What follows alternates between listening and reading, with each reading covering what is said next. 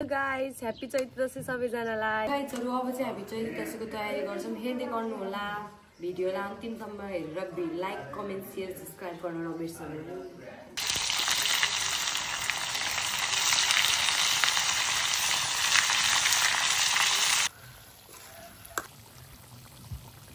Now I'm going to make simi and aloo. चाहिँ ready भइसक्यो है। हामी हेर्नु कति ज्ञानी छौं, कति जागरिलो छौं के हाम्रो चाहिँ यो बुटमा टमाटर पाकेर टिप्दै यहाँ पकाउँदै गर्छौं। हामी भनेसी कति जागरिलो छौं हजुरले देख्न सक्नुहुन्छ। कति धेरै टमाटर फला खाम हामीले यहाँ माथि धरानमा हैन। हामी चाहिँ घाम सर्दै आएर वहाँ पकाएको मान्छे पनि यहाँ सरेमै गाइचरो एन्ड देन आई मिन तरकारी पकाउनेमा छु। म चाहिँ पकाउँछु हेर्दै गर्नु होला। यतिरको नजारा हेर्नु गाइचरो।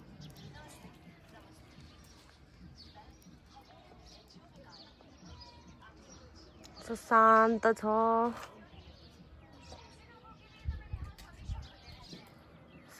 तर कस्तो छ के अरे घाम लाउन के अरे घाम यसरी चर्के हो कि उहाँ चाहिँ एक्लै डाँडा घुम्न आउनु है गाइजहरू। माथि डाँडामा चाहिँ बास्तारा हो।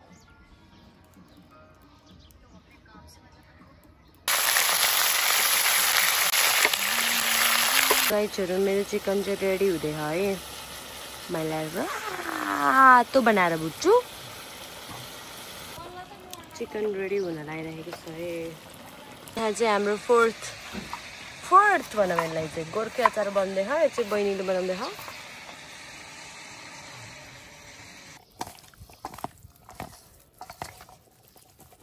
ल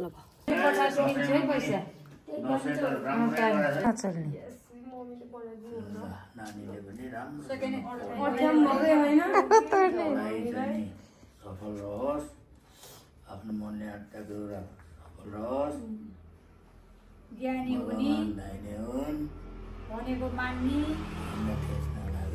सानो छोरीले ल पैसा निकाल्नु ठुलो पैसा पर्दैन भो। ल अहिले एकचोटि गरे हुन्छ के ढोग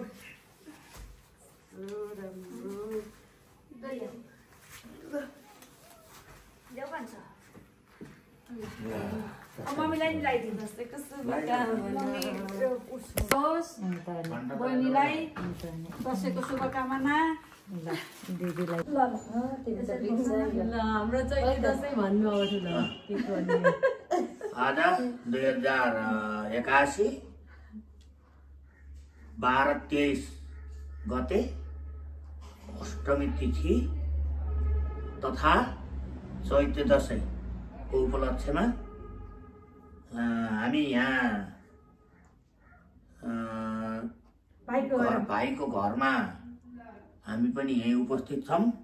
आज हाम्रो चाहिँ नि खानेपिने गफागफी दशैं मनाउने यही चाहिँ दुईटा छोरीहरू अब बुहारी बहिनी हामी दुई गरेर हामी छोटो परिवार ठिक तरिकाले टिकट आलो अघि भइगयो।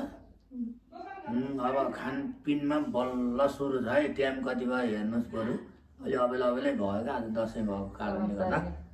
ल सबैलाई नेपाली सबैलाई चाहिँ नि एकदम चैत्र दशैंको शुभकामना व्यक्त गर्दै अहिलेलाई चाहिँ नि सबैमा नमस्कार गर्न चाहन्छु। चैत्र दशैंको शुभकामना। ल हामी चाहिँ खाना खान लायौँ है त। ल तिम्रो बस्छ के त्यहाँ राखेर गरे हुन्छ नि। सुशील तिमी बस्छ टेलिभिजनमै गएन भनिदिनुहुन्छ। त्यो ओके नै गरिरहेन छु कि भिडियोलाई।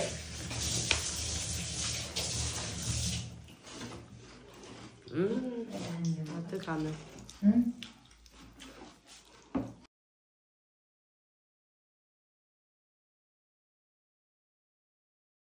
हामीले चैत्र दशैं यसरी मनाउँदैछौँ है। हजुरहरूले कसरी मनाउँदै हुनुहुन्छ त कमेन्ट गर्नु होला। आजको भिडियो यहीसम्म। Bye bye.